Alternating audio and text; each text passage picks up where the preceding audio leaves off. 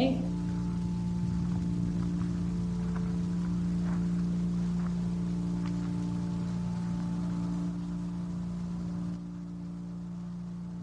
Hey, can you hear me?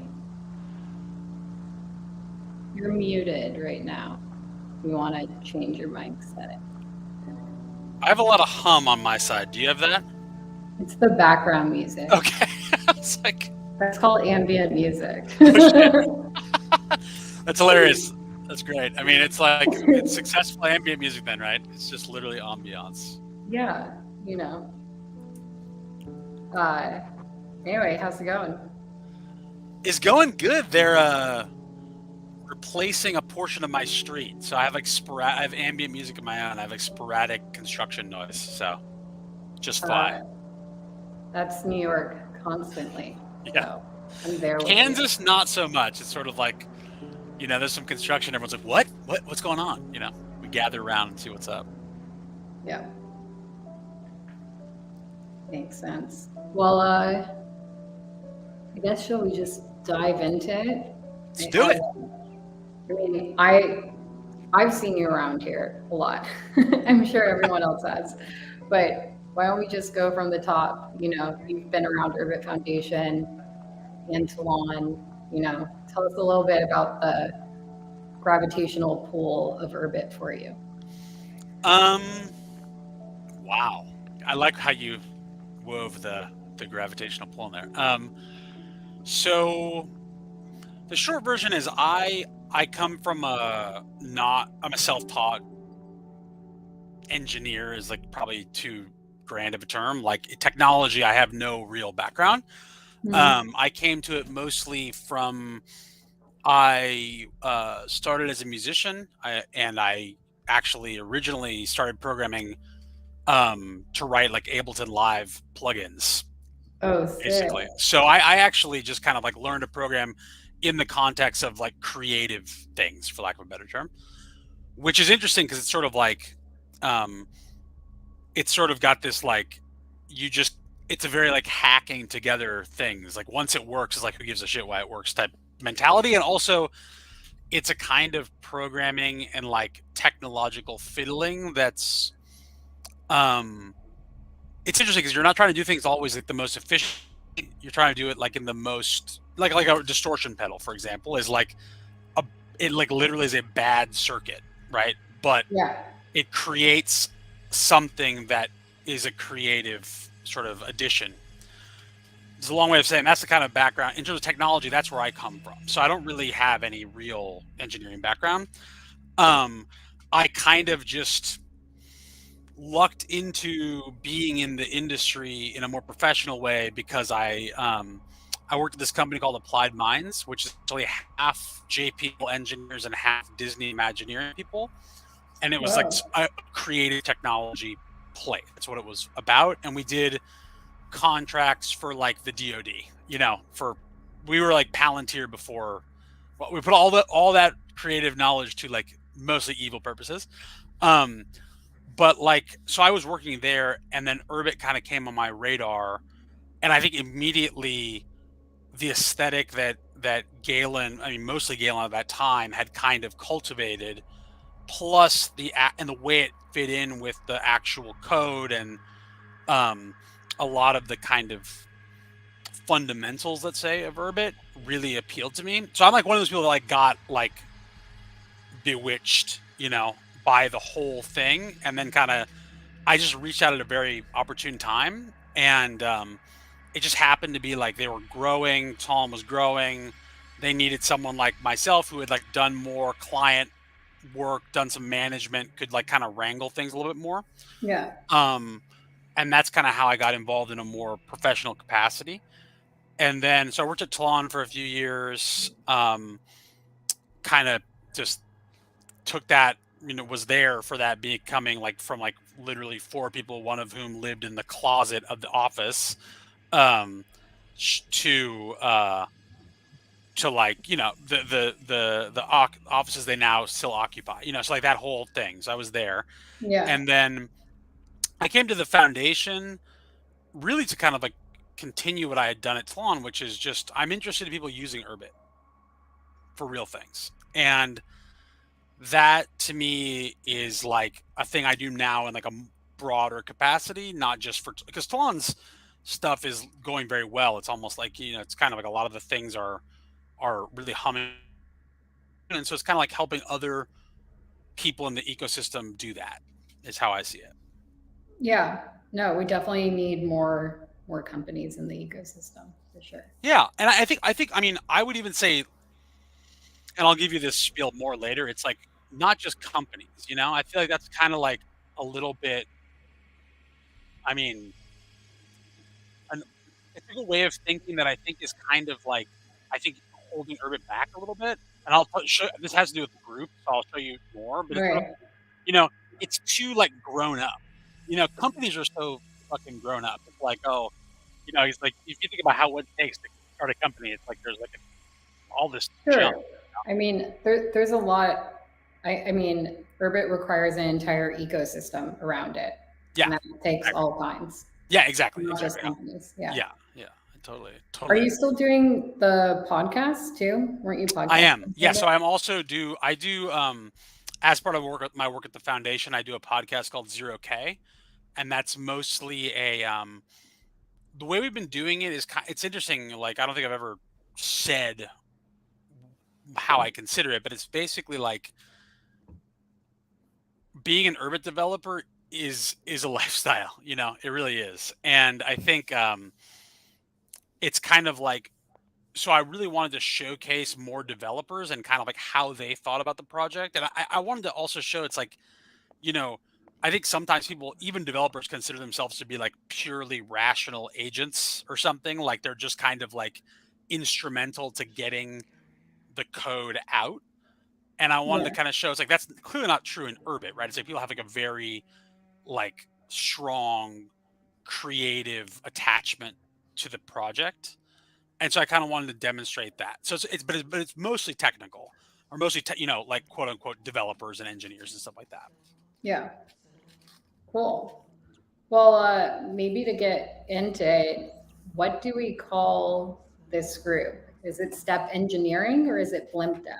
Well, it's very complicated. I think technically it's BlimpDAO / Step Engineering, but it was originally the Step Engineering group, but then BlimpDAO kind of was the sub project that kind of like took over. So it's sort of like,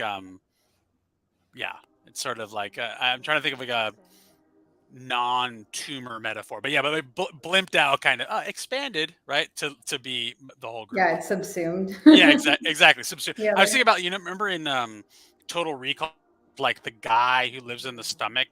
Do you remember that? Quato. Wow. Okay. All right. Okay. Homework for you is to go watch the original Total Recall.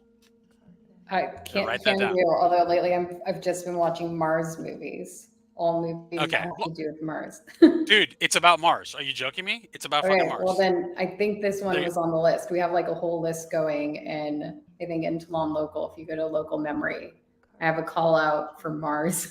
Okay, well, dude, Mars related movies. Yeah, absolutely. It's very, very applicable then.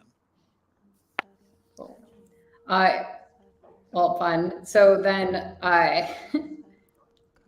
maybe before we jump into BlimpDAO, I'm just curious, like, can you explain blimps? Can I explain blimps? Interesting question. Blimps, what are they? But I'd like to come back to the relationship to Step and Blimp at some point. I mean, we can do it now, or I can talk about blimps right away. Oh, I thought you were done with no, I have much more to say. I have so much to say. Step died. No. Step is very much alive. Step is very much alive. So it's kind of like the original idea of Step, and I'll show you a little bit more in the group, is kind of exactly what you said about companies. I mean, I kind of got the impression that it was so basically it seems like groups of people, like networks of people, let's say, even calling them groups is a little bit too hard edge, right? It's sort of like networks, cliques of people building software that they want primarily is the thing that Urbit is good for. We all think that, right? So, but it's kind of like a lot of times, like company. I mean, people give lip service to this, like building a product for yourself first.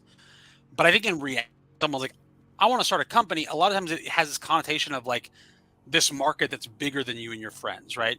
It's like, and it ends up being this huge, in my opinion, basically fake market where it's like my TAM is all mothers on Earth. It's like, shut the fuck. Like no one believes that, right? And so it's kind of like, okay, our thing is that we can have these small groups. We can have this iteration time that's really short because most of the stack's built, and we can kind of have this like tight loop that allows these bespoke little apps. And that's kind of like I think one of the strongest narratives of Urbit. But it's like, it's kind of not, it's not how normal sort of like Web 2E big companies think, you know? And so it's actually hard to articulate to people. And so it's really hard to get funding. If you're like, hey, I want to, you know, fund me to build this like crappy little Go app that my friends and I really like, but who knows if anyone else will like it. It's like, no, everyone's like pass, right? And so, so a lot of this came from the idea. It's like, okay, well, let's just start a group and use it as the test bed for this kind of thesis. Because without the group, it doesn't really make any sense.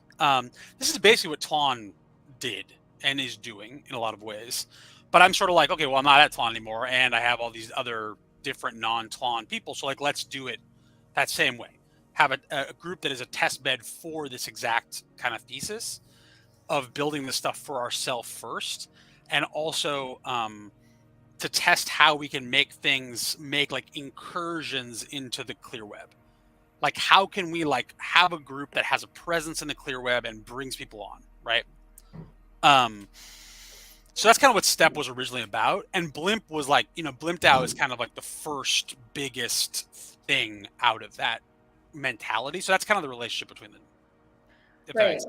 And so basically kind of getting a group of people together saying like, hey, we think people would like X thing, getting someone to build it, and then rinse and repeat. That's kind of. Yeah. And at first it's like that person is basically me and 3 other guys who threw in some stars. And so we just have like an internal bounty program where it's like, because that's like the best way to do it is like, I really want this thing. Like, can you build it? You really want blimps. That's the feature you want. And that's exactly what it is. I mean, well, it's sort of like, so to transition like blimps, like this, how this happened is like, one thing we talk about a lot in Step in the early days is like meme first engineering. It's like the putting something out as a meme is kind of the next evolution of like design thinking. I think it's like the lowest fidelity prototype, if that makes sense. Like, does it even attract you as like a thought form?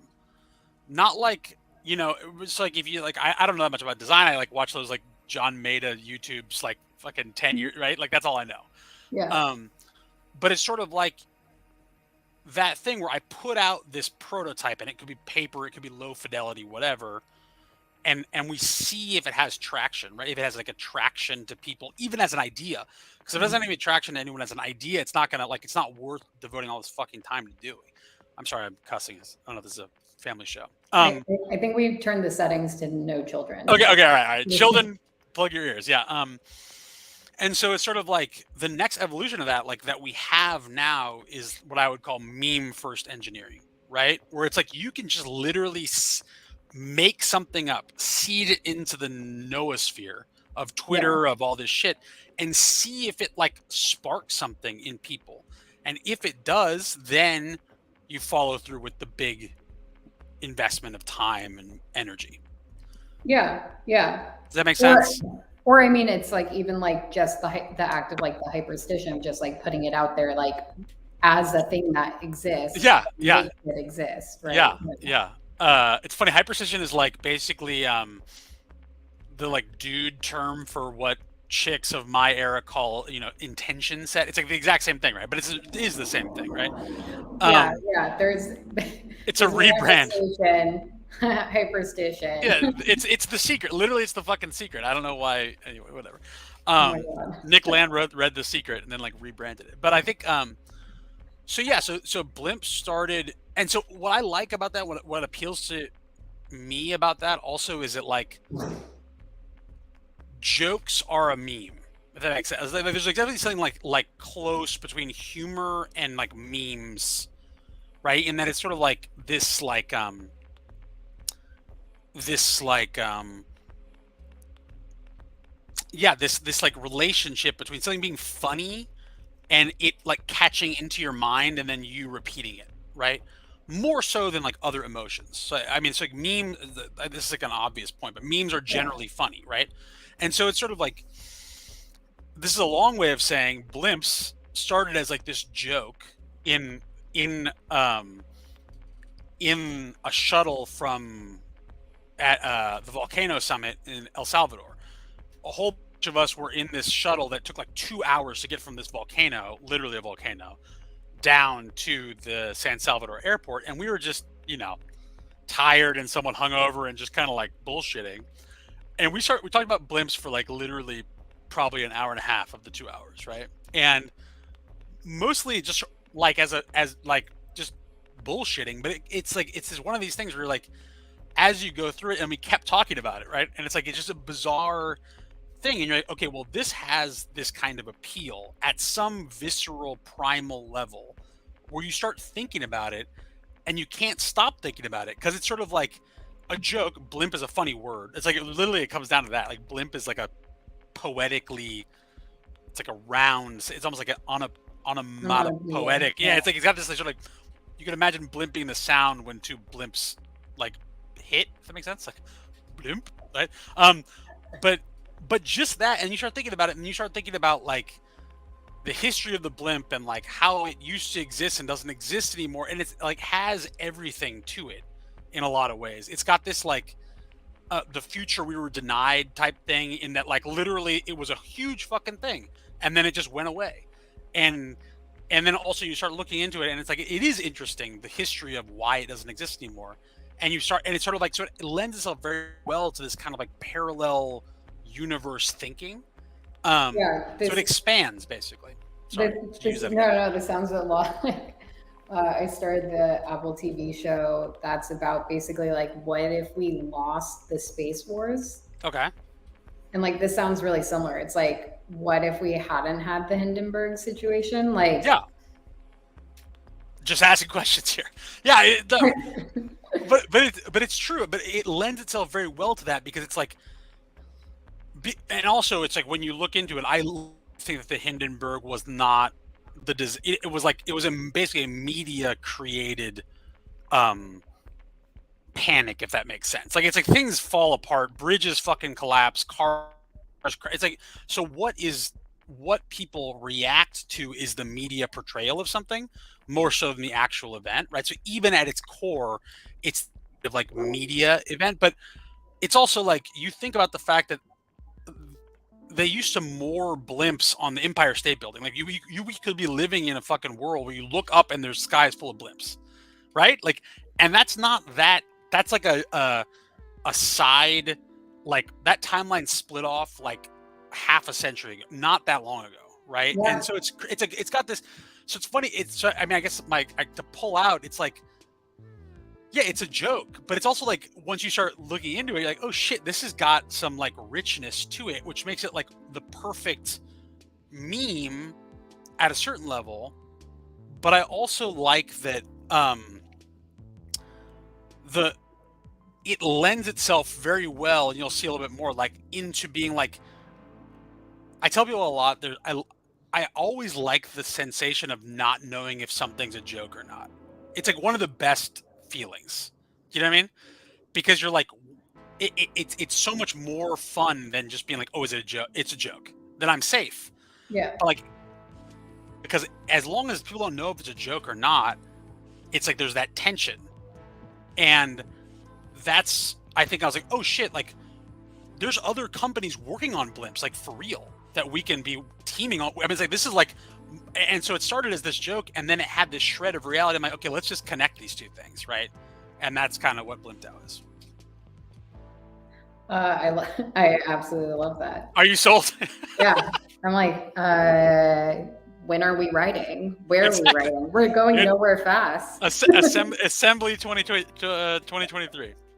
There we go. I did see there is like a group that's trying to sail there. I would That's love dope. if there's a group trying to. That's dope. We should team up, do like alternative transport. We can tow you. You could be the first, like, completely carbon neutral. No. That's a pretty good idea. It's funny also, like just the carbon neutrality thing's a funny thing because I feel like blimps are also one of those things that like is like splits the difference in some ways, because you're like, it is actually a very like green. I mean, if people like that sort of stuff, it's like it is an extremely green method of transport. But it's one of those things where it's like the people that maybe it gets people that wouldn't be down for like, you know, ESG investments to be like, oh, if it's a blimp, I'll do it. If it's like an overpriced electric car, that's lame, but like a blimp, that's cool, right? So it's almost like we can kind of like, I like these sort of like mixing things up and well, there might be like fun tertiary effects, which like you kind of always wonder why we don't have high-speed trains, and a lot of that is because like all of the system is filled with freight, right? Freight takes priority. It's like, well, we put the freight in the blimps. Maybe they're actually amazing for heavy lift. I mean, that's actually actually right now the majority of like blimp industry with an air. No one calls it blimps, by the way. Blimp is like just everyone calls them airships or some shit like that. Air freight. It's literally these. It has a lot of lift, and especially if you don't have to go super fast, right? It's like it's essentially like almost like a cargo ship. And so there are a few startups working on stuff like that right now. So that's another one. And then I think, there's a lot to be said for the fact that you wouldn't need airports, right? That you really could have travel from any point to any point, which I think appeals to me a lot as kind of like Urbit Cell, like whatever decentralized Ivan Illich type person is like, if you get on a plane, you're asking someone, please, can I go fly? And they're like, no, it's like, no, your shoes are weird. It's like, you are being barred from flying through the sky. And it's like, and partial of that is that the choke points are the airports. And that's true for like urban development and all these things. Airports are fantastically expensive, right? And the roads to get in and out and blah, blah, blah. And so if you had a system where you really could fly from Lisbon to Kansas, right? There's like no reason why you can't. You can moor up anywhere.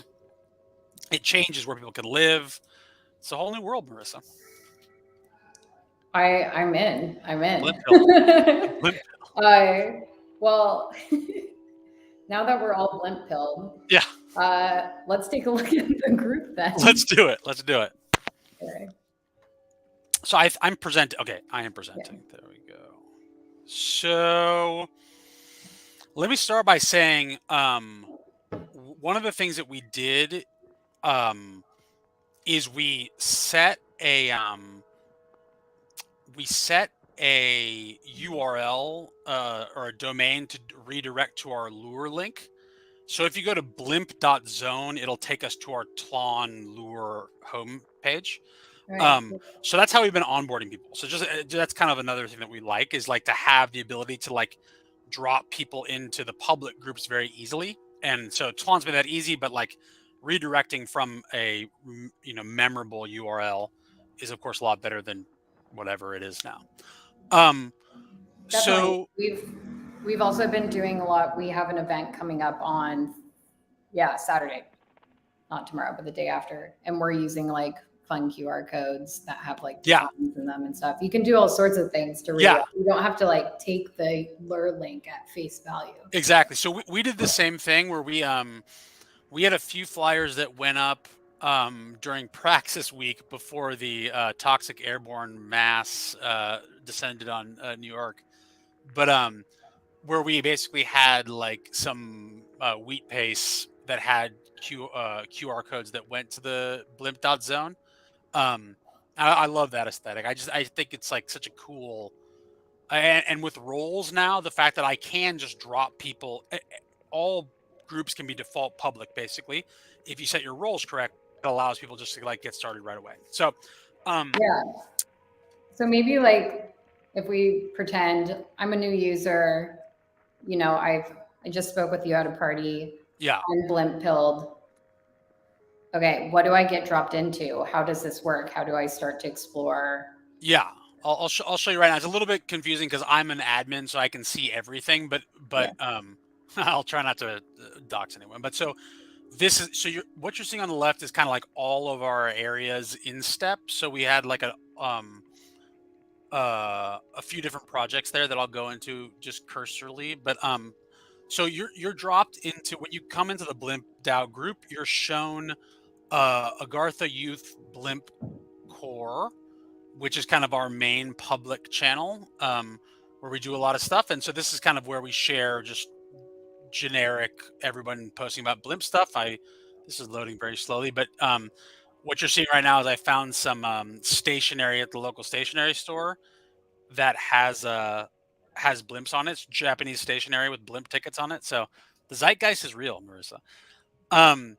So you come into this group, and then there's a couple other ones that are open to everybody. What we've done is we kind of have a Agartha Youth Blimp Core is just sort of like the generic everybody chats there for whatever reason. Right now we're talking about, I don't know if you've seen on Twitter, but we've been talking about bidding on the federal helium reserve. So the federal government is auctioning off a whole bunch of helium in Texas. So we're actually trying to get together a bid to do that. So that's kind of what we're talking about here. Tapper Bot Sub was just in the area. I thought y'all were into hydrogen, not helium blimps. Or Well, you're just like agnostic. both. You're just We're agnostic. We're agnostic, but also it's like the helium supply is very constrained. So it's like there's actually probably a lot of money to be made in owning that helium. So we're gonna kind of do a thing where we like we're trying to get together kind of a syndicate of people to bid. But we're sending people down to do like a site visit and like just see what the deal is later this month. So that'll be watch this space. So that's kind of what we're talking about right now. And that, is an open chat for everybody. So a couple of the other, so when we have like a new initiative, kind of a subgroup, we create a new chat, obviously. And so kind of what we have going on right now is we have this, we're working on there's like a Blimp Tycoon game that we're working on. So we're working on the character design for the Blimp Tycoon game.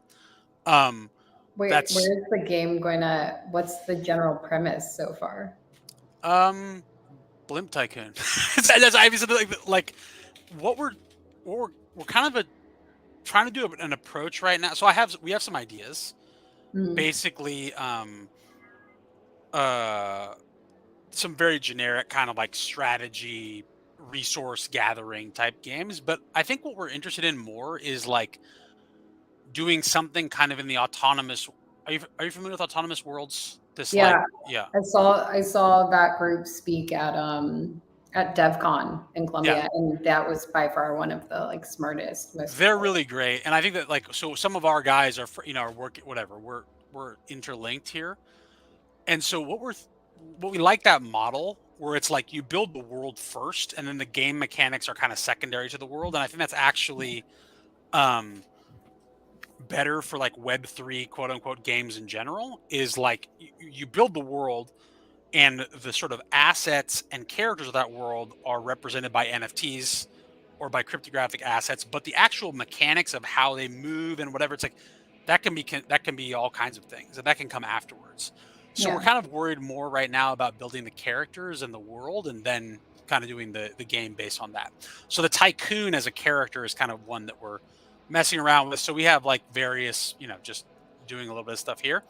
One thing I wanted to show you is like, hold on for a second. Just a second. We have this plugin. Yeah, so I don't know if you can see this. This is an example of a step engineering thing. We have this like internal plugin we built called Green Room. I don't know if you can see this like little button up at the right. Oh yeah. That'll allow you to kind of like annotate a gallery object. So it's like you could do something like this, like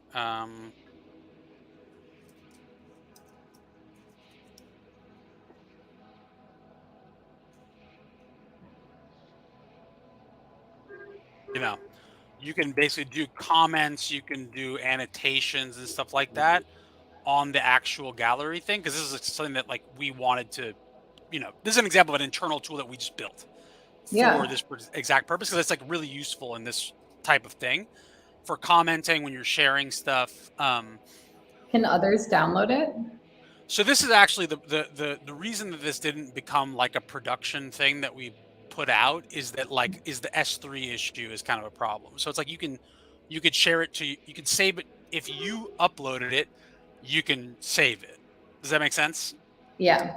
But it's sort of like it ends up being this little, so it's kind of like there's some, I think it's a good tool though. So what we're gonna do is I think when the whole, so Tlon is working, I think, on this sort of like channel expansion plugin model. Is I think we're going to probably try to do it in that regime. But right now it just works if I've uploaded it, then I can save it. People can see it, but I just can't save something to someone Right. else's It's less S3 box. collaborative, right? It's Yeah, more yeah, single player mode, which yeah, like can be fun to update something and have it evolve by you, yeah, but more fun yeah. when there's more people involved. Yeah. Exactly. So that's the thing that we've been working on, and um, so yeah, so this is a great, so like the character design chat is where we're doing this tycoon stuff. So we have some artists that are working on that right now. Um, Another thing that we're working on is this Cloud Surfers Quarterly. So we have a member who's very good at making connections with like existing actual blimp companies. So he's like, that's his beat, is like the blimp beat. And so we're going to be publishing a kind of like, we call it the Cloud Surfers Quarterly now, but I don't know how frequent it would be actually, but have it be essentially like a newsletter of goings on in the lighter than air community, um, with the idea of kind of like, yeah, just, let's, there's not a lot of um there's actually no like industry conference, for example, of the various small companies that are working on stuff like this. Yeah. So like, why doesn't BlimpDAO do that? And so we're kind of like leaning into just making those connections and doing stuff of that nature. So the Cloud Servers Quarterly is where we do that stuff, and then the Blimp Beat is kind of like where he keeps his links on that research. um let's see. And so this is like a lot of this stuff we use we end up using is it called galleries? Still galleries, yeah. Galleries is a lot of our image stuff, but we do use Vienna for a lot of things as well. So let me see if I can show you Yeah. some. No, I mean, I think everyone has their own digital stack, right? Yeah, yeah, absolutely. And I think that Vienna for us, I mean, it's good because like those guys are great and they're aligned, and I can basically, if they know that an Urbit, bro needs something, they're pretty responsive, which is really cool.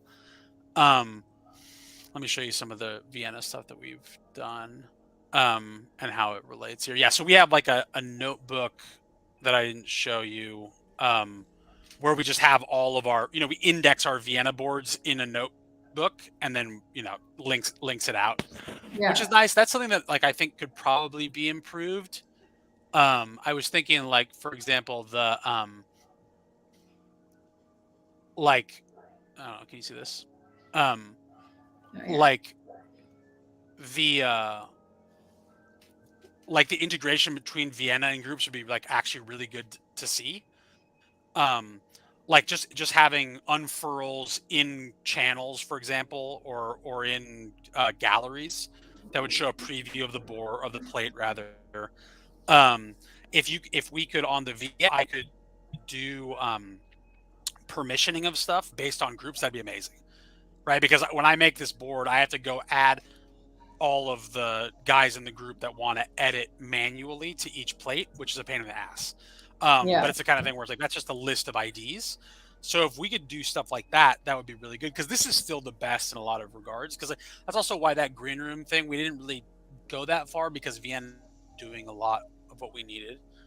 But yeah, this is like where we keep a lot of our images and stuff. Like, so we have all of our tycoon imagery here. This is actually a plate that my wife made for us because she had some like the dynasty chicks and stuff like that. Very, very big tycoon energy. Um, and then let's see, what else do we have? We have some of the stuff we did. We were doing a lot of like experiments with various kind of like AI stacks to see what kind of blimp imagery we can pull.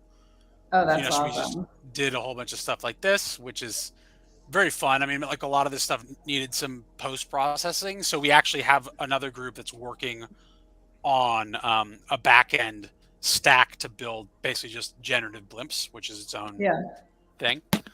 But yeah, so it's sort of like we end up using a lot of Vienna for our visual stuff, which works out pretty well. So it's like a lot of our long form and chat is in groups, and then a lot of the visual stuff ends up being in Vienna. Yeah, it is. I think gallery and there's like different ways around it, which you've kind of shown, which is like making an index, like using Urbit as kind of like your hub and index. And hopefully like down the line, we'll have better ways of integrations and kind of like collaborations. Yeah. But speaking of roles, I am curious how you have roles set up. Yeah, so I think let me go back to the thing. Hold on. Let me go back to group. So we actually only have we have admins, members, and tycoons, right? So tycoons are basically people that are working on BlimpDAO stuff. And members is just basically everybody. I wish I could rename members, but I don't think you actually can. You might be able to. You can with admin. Oh, really? Oh, that's good. That's good. So I wanted, I would like to give myself a more vibey title, but yeah. So it's like we basically I'm janitor and most of our group. Oh, are you okay? All right, yeah. Admin slightly more vibey than that, but so yeah, so we ended up. Let me see if that's true. We experimented with having let's see, roles. Is that right? Yeah. So we ended up just being members, tycoons, and admins. With tycoons being people that are working on basically work product for BlimpDAO, and members being when you join off Blimp Zone, for example, you're just dropped in as a member, and then you can see a whole bunch of stuff. But the tycoon stuff is reserved for people that are basically who have contributed anything or are interested in doing so. And how would new members like get started doing that? Is there a method? Yeah, I mean, for the most part, it just ends up being like we try to. Yeah, I mean, this is actually an interesting thing that's come up with roles. Is like you have to. I guess manually, you have to think about mirroring stuff into the public chat. Because like it's like, for example, like things can fragment too much, and then like there's nothing going on in the public chat because everyone's working in the work chats. Right. So it's sort of like we have a call we have a couple of calls every week.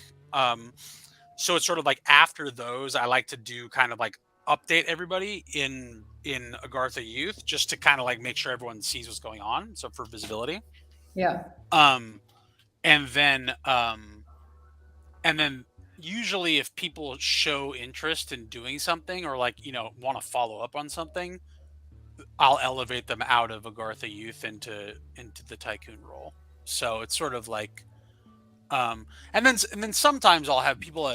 So we end up having like a lot of people come in off of Twitter that we've talked already on Twitter, and I know they're going to do something, and then I just elevate them right away. Cool. Yeah. No, we've used roles right now. Not necessarily. We've made a couple, just so we could have like an intimate chat. We have like a private group leader chat. And then the other roles we've done, we've made them mainly kind of public ones that you can kind of earn, right? Like, so if you introduce yourself, kind of like you get a certain role. Yeah. If you contributed to our community catalog, you get a role, etc. So it's kind of like a flare as well as right now it's a flare, and I'm using emojis for it all. Yeah, no, that's a good idea. Yeah. I think I'm gonna start doing that because I was like, oh man, I'd love to like change color of the badge or something, because I'm like, just a gray badge, like why do I want to see that? But an emoji is a good idea. But like I think that's like a newer feature, because as soon as we got the rolls out, I went to try to do a bunch of stuff. Yeah. Like, wait, we made it for yeah, like a stream of 6 like little gray pills. It's not really interesting. But I think what I'd like to, this is actually an interesting feature gap, is that for a lot of our like more intimate stuff, like we have like, you know, the main step guys and like a couple of other smaller things, we have just group DMs or because of the notifications. And so that's kind of like a thing. Like if I'd like to do that all in the group and just have a role, right? But the problem is that like, it'd be good if you could set notification settings differently on different channels. That would enable that more, because I think it's like what I want to do is to like when someone joins Agartha Youth, I want to be like turn notifications on for this channel or something like that, you know. So I think having more granular notifications would help that kind of stuff, and I'd use roles more with that. Definitely. No, Urban and especially groups has this possibility where you can have kind of everything in one place without it really colliding in a terrible way. Yeah. Obviously, like notifications are the area where like we're continuing to do development on. But yeah, like you could imagine having your like internal private company chat next to kind of your like very public support channel and anything else. It's And what would be interesting, this is like a kind of a minor thing, but I think would be really useful for that, is to have the ability to set the background color of different channels, because not knowing that you're the public chat is a fucking terrible feeling. And luckily you can like, you know, I mean, this like ends up being like a real thing. I mean, so. We've had some pretty funny situations where people have hopped into the chat thinking like they would just test it out because they thought it was private. And yeah. So it's one of those things where it's like, I think that, and that would be an easy, conceivably easy, could even be just like a different color header or something like that. Yeah, no. I mean, I know Ed's done some really fun mock-ups of these types of things, like where you could go if you like push customization pretty far. Yeah. And it's just, you know, we're always inching towards it.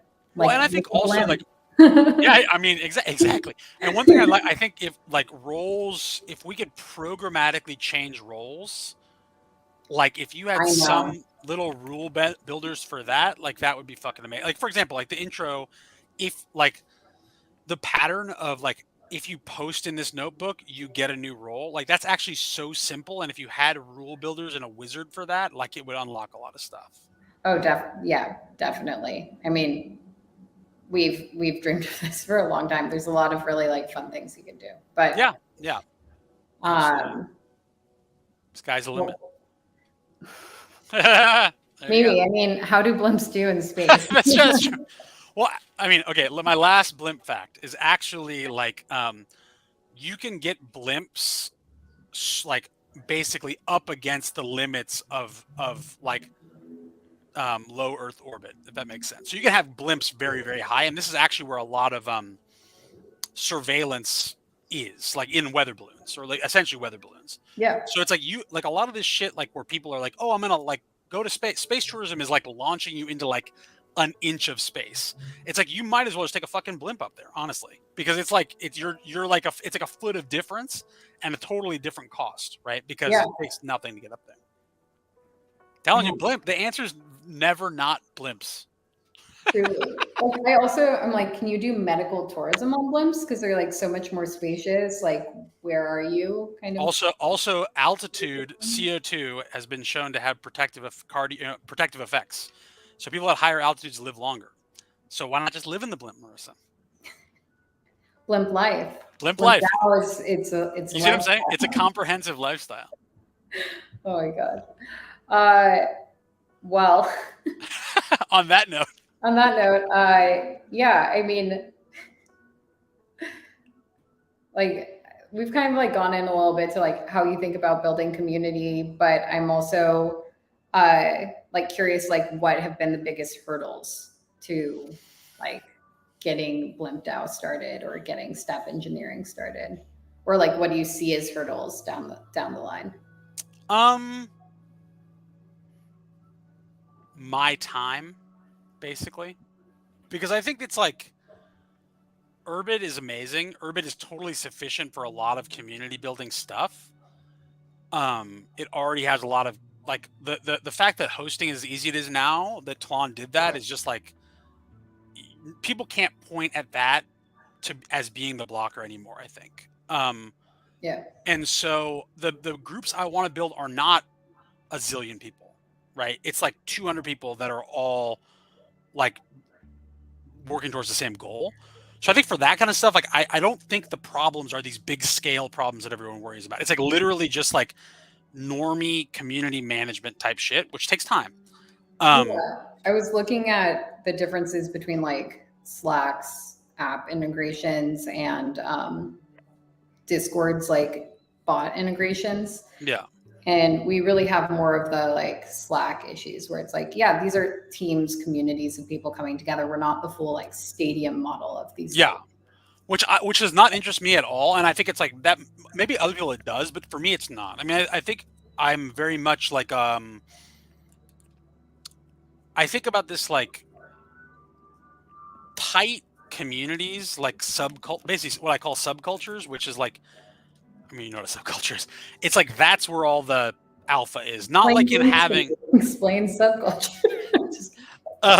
but not, it's not like in like having a fucking Telegram group with every single person. It's like what can be done. I mean, that's fine but that's like a broadcast medium, and there are a zillion broadcast media in the world. Like, why would I want to do that? And so I think like Urbit is a lot better for the step/blimp use case, where it's like we're trying to do a thing and we're trying to like be yeah, I mean, and we're trying to like build this camaraderie, rapport, and build something at the same time. That's what Urbit is good for, and I think that's actually who makes good things in the world. Frankly, big fucking hordes of everybody in the world, like all jabbering, is not what makes good stuff. And so I think it's like, so for me, I'm like, none of these like big scaling. Oh, I can't have a chat with 10 million people. It's like, why would you? That's not a real problem to me. That's like a theoretical problem. And so, for me, it's just that like actually building those communities, figuring all this stuff out does take time. And that's just like everybody else. That's like a new thing to Urbit type people, is that community management is actually a job. And like I think it is the new like management in a lot of ways. Meaning is like, I think in the future, like networks of people will create things, and the people that manage them will look like more like community managers than like, you know, hey, come to my office at 3 and we got to do that kind of management. And so I think it's like there's going to be this fusion between those two things, but that still just takes time. It's labor, for lack of a better term, and it's like, so it gets bottlenecked the same way. That being said, like a lot of this role stuff, like programmatic role changing would be great, but like that can all be worked around in the short term. You know, that's my opinion. Yeah, and also anyone's welcome to come and build it. Yeah, 100%. And I think it's like there are people that I'm working with right now that are looking at ways that we can basically kind of like have a outside app that would do that kind of stuff, which is like on Urbit, you can totally do that. So that's why I'm like not even going to complain to Tlon about it, because it's like we can build it in the step, you know, if we need it. So yeah. Well, I guess because we're running a little long, maybe last question is like, if you could bring anyone dead or alive to your group, who would it be? Wow. What tycoon would you choose? Do you know who Charles Delshow is? No, I don't. Okay. All right. Sorry, you're gonna have to book this for another hour and a half. No. So there is this guy named Charles Delshow who was I think a Prussian immigrant to Texas, I want to say. And he when he died, they found he had made all these watercolors of basically blimps, like lighter than air aircraft. And in his journals, they found that he had been part of this group called the Sonora Aero Club. And it was basically a ballooning, you know, lighter than air travel club. And they had built their own contraptions. And they look fucking crazy, you know. And you should Google them. They look amazing. And he was kind of like the scribe, secretary of the group, and like would paint them their work and stuff. And he claimed that a member of their group had made this stuff called NB gas, which they referred to as anti-gravity fuel. And it was essentially a noble gas that could be generated from solids.